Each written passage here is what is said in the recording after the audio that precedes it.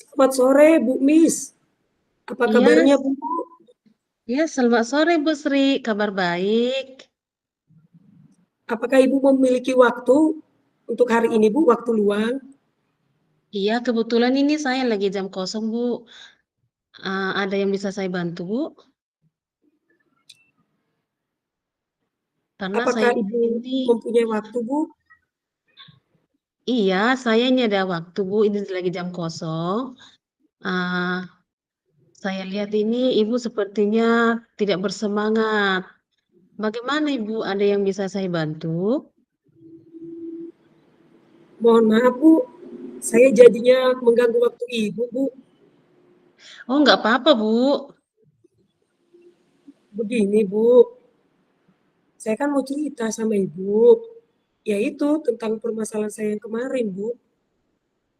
Apakah kita boleh berbincang-bincang, Bu? Waktu Ibu sebentar. Oh, boleh dengan senang hati.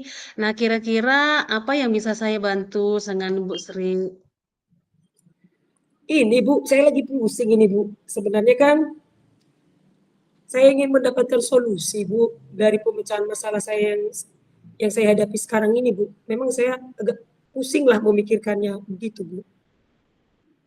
Oh gitu. Masalahnya apa itu Bu Sri? Coba Ibu ceritakan. Kalau mungkin dengan Ibu bercerita, mungkin bisa saya bantu. Begini, Bu. Ibu ingat gak waktu yang kemarin itu beberapa hari yang lalu, yang saat pengawas itu datang ke sekolah, Bu, untuk mau supervisi kelas, ya.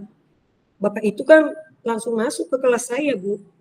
Jadi waktu supervisi itu selesai, saya mendapat teguran, Bu, dari Bapak pengawas. Saya bingung, terus agak resah sedikit begitu, Bu. Bagaimana bisa Bu? Lalu apa yang membuat Ibu mendapat teguran dari pengawas sekolah kita itu? Ya kan saat Bapak itu datang masuk ke kelas, jadi saat saya disupervisi sama Bapak pengawas itu, ya saya ditegur karena itu, Bu. Ya saya kelengkapan administrasi di kelas saya itu ya kurang lengkap dan Bapak itu meminta administrasi RPP saya disiapkan di atas meja. Maksudnya Ibu Sri, administrasi kelas Ibu tidak lengkap. Iya, Bu. Saya tidak menyusun dan tidak merancang RPP. Jadi ketika saya mengajar di kelas itu ya saya hanya mengajar begitu saja, Bu. Tanpa ada persiapan RPP di meja saya. Ya saya ditegur jadinya, Bu. Oh gitu. Lalu bagaimana Bu tanggapan dari pengawas sekolah kita itu? Hmm, sejujurnya ya saya mengatakan kepada pengawas ya bahwa selama ini memang saya mengajar nggak menggunakan RPP, Bu. Ya saya mengajar ya lebih mementingkan proses pembelajaran. Ya, sehingga ya pengawas itu saat melihat saya disupervisi seperti itu ya merasa Bapak itu kayak merasa tersinggung. Loh, Ibu kok kenapa tidak ada mempersiapkan RPP? Seperti itu tegurannya, Bu. Jadi masalahnya seperti itu ya Bu ya. Nah sekarang saya tanya dulu Bu Sri. Nah selama ini saat Ibu Sri mengajar tidak menggunakan RPP ya? Itulah, Bu, saya nggak menggunakannya. Ya, saya bagaimana lah. Nah, saya itu menggunakan ya buku pelajaran yang ada di meja seperti biasa, Bu, gitu kan. Jadi ya saya mengajar bagaimana lah supaya anak-anak itu ya bisa mengikutinya dan mendapat pembelajaran. Ya saya kasihlah lembar tugas bagaimana anak-anak itu supaya diam tertib seperti itu, Bu. Tanpa harus ya RPP seperti itu, Bu. Melihat apa namanya alur RPP seperti itu, Bu. Yang saya tanya dulu Bu Sri, apa penyebab Ibu tidak menyusun dan merancang RPP? Ya menurut saya, Bu, ya saya nggak perlu merancang dan menyusun RPP, pikir saya, Bu. Yang penting kan saya melaksanakan proses pembelajaran di kelas, anak-anak bisa paham, saya kasih tugas-tugas, mereka bisa kerjakan, ya udah gitu aja, Bu, sudah selesai. Nah, Ibu berpendapat seperti itu. Lalu, bagaimana hasilnya saat Ibu mengajar tidak menyusun RPP? Nah, seperti yang kita ketahui bahwa sebelum kita mengajar itu di dalam kelas, sebaiknya kita sudah merancang dan mempersiapkan RPP-nya terlebih dahulu. Sebenarnya keberhasilan suatu program itu ya sangat eratlah kaitannya dengan kualitas perencanaan yang kita buat. Ketidakmampuan seseorang dalam merencanakan suatu program ya dipastikan ya akan cenderunglah mengalami kegagalan. Dengan menyusun RPP kan tentu seorang guru itu ya dapat merencanakanlah pengalaman belajar bagi peserta didik ya untuk melakukan kegiatan pengembangan potensi yang dimiliki yang menjadi kompetensi yang ditetapkan seperti itu, Bu. Itulah Bu, pentingnya kita sebagai seorang guru itu menyusun RPP sebelum kita mengajar. Nah, kita harus Hmm, mempersiapkan segala administrasi di kelas kita. Nah, mungkin itulah harapan pengawas kemarin itu seperti itu loh, Bu. Agar Ibu Sri itu sebelum mengajar harus merencanakan dan menyusun RPP-nya di dalam kelas. saya pikir ada benarnya juga ya, Bu ya. Ya memang ya saya masuk ke kelas, ya memang harus sebelum masuk ke kelas sih memang harus saya persiapkan Bu RPP. Bagaimanalah administrasi kelas itu ya dengan menyertakan metode pembelajaran lah supaya bagaimana dapat pembelajaran itu lebih menarik, ya berpusat kepada anak-anak lah. Bagaimanalah anak-anak itu apa ya Bu ya, tidak bosan lah ya kan Bu, hanya dikasih lembar tugas, buka halaman sekian, seperti itu ya Bu. Ya, Iya. semoga lah Bu, di kelas nanti benar-benar saya lakukan seperti itu Bu. Iya, betul Bu Sri.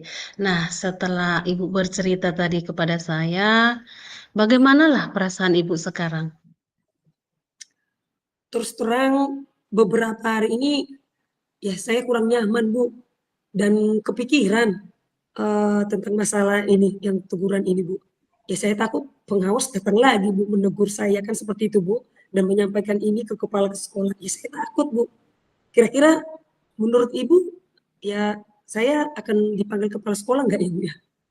Nah, kalau menurut saya, untuk masalah ini, Ibu bisalah dulu untuk mempersiapkan diri jika ditegur kepala sekolah nanti. Dan Ibu juga harus menjelaskan masalah yang sebenarnya terjadi. Ibu bisa kok langsung terus terang untuk menceritakannya. Mudah-mudahan ya Bu ya, saya nggak dapat teguran lagi ya Bu.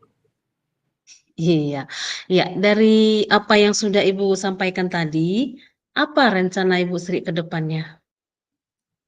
Rencana saya ya, saya pertama saya menemui Bapak pengawas, kemudian ya saya pertama sekali meminta maaflah kepada Bapak tersebut, ya terkait dengan proses pembelajaran ke depannya. Saya akan menyusun RPP, merancang RPP, bagaimana RPP itu RPP yang sesuai dengan minat bakat murid, yang berpusat kepada murid, RPP yang menarik dengan ada metode pembelajarannya. Bagaimanalah supaya proses pembelajaran di kelas itu ya lebih menarik lah Bu, dengan saya membuat RPP yang baik seperti itu Bu. Ya, itu langkah yang Ibu ambil sudah tepat sekali. Nah, saya setuju dengan Ibu. Syukurlah Bu, ya saya merasa lega Bu, karena ya jujur saya takut mengambil langkah ya dalam menyelesaikan ini Bu. Apalagi udah berurusan dengan atasan kita pula Bu. Dan agak khawatir, takutnya kan kita salah-salah langkah lagi. Kena tegur lagi malah Bu. Ya, syukurlah Ibu sudah merasa lega setelah bercerita. Lalu dari yang sudah Ibu rencanakan tadi, komitmen apa yang akan Ibu lakukan untuk menjalankan rencana itu? Komitmennya untuk hal ini dalam proses pembelajaran di kelas ini Bu, ya saya akan menyusunlah RPP, merancang RPP supaya RPP ini RPP yang menarik, menarik inilah Bu, semenarik mungkin serta membuat pembelajaran yang berpusatlah kepada murid murid-murid di kelas seperti itu Bu, sehingga ya saya tidak mengajar asal-asal lagi, Bu. Seperti itu. Lalu dukungan apa yang dibutuhkan Ibu Sri untuk melakukan komitmen tersebut?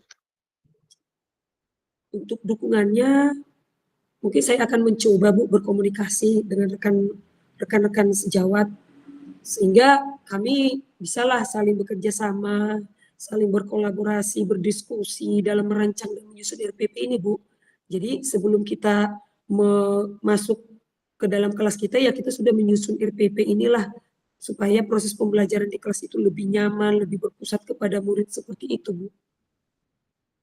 Ya, semoga dapat segera terselesaikan ya, dan Ibu dapat bekerja dengan suasana hati yang tenang, tanpa ada lagi dihantui rasa yang tidak nyaman. Amin. Makasih banyak, Bu. Ibu sudah kasih waktu. Saya sudah lega sekarang. Jadi perasaan saya, aduh, ternyata sudah dapat solusinya. Terima kasih, Bu, udah untuk memberikan waktunya untuk mendengarkan keluh kesah saya. Jadi beberapa hari kemarin itu memang sempat khawatir, bagaimana ya dengan teguran Bapak pengawas itu kan, Bu. Jadi sekarang saya merasa sedikit lega dan sudah mendapat ya solusi lah dalam masalah ini.